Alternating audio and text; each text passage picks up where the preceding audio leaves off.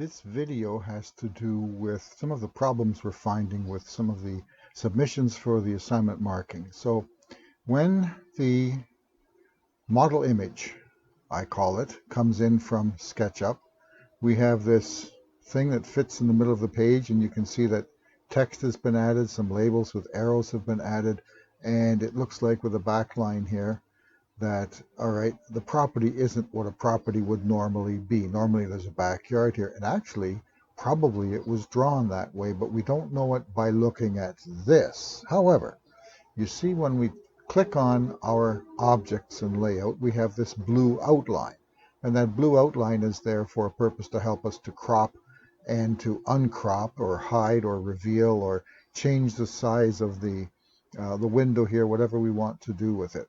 Let's have another quick look. What the problem here is that we've got a layout line here to finish the drawing which looks incomplete. Let's take that out. That's not workable. We will be adding lines later on top of some of this stuff here to make it more, shall we say, visually friendly, but not right now. Let's take that away. What we really have is, if we move this line like that, we're able to see the rest of the model image. Notice that it is fully complete, and the actual back line of the property is back here, not up against the house where it was a few seconds ago. Now what we need to do is we need to move this so it's centered on the page. I'm not sure it's going to make it. I think we've got too much stuff there. However, all is not lost. What we're going to do is we're going to find the SketchUp model here. It allows us, by the corners, allows us to change the size of the actual image here. So this is kind of a manual change, and we're getting closer. I'll make it a little bit smaller again. There. Now we've got it to fit on the screen, and we can see what an approximate scale of that is if we were using actual dimensions.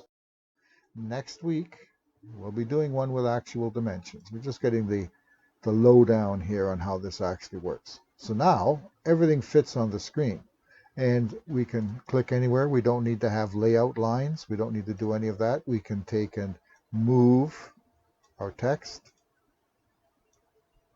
And notice your text box doesn't have to be the same size as the object. Now this is a little bit more interesting. We'll move that there, and then, oh, I see. This is a separate item altogether, isn't it? All right. So that's fine. That works too. We use it quite a bit.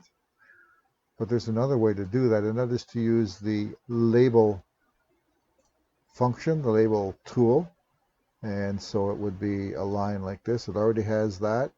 There's a double click necessary there, and then that would be called driveway. And we'll notice that there's a disjunction here between the wording and the arrow. So if we go to the text, we'll click Right Justified, and it moves that so that it's closer to the end of the arrow here. Now when I move this, it's all tied together. I can move it down here. If I want to, double click on the line, and I can move the end part there like that. Big part here was the extra lines drawn in layout and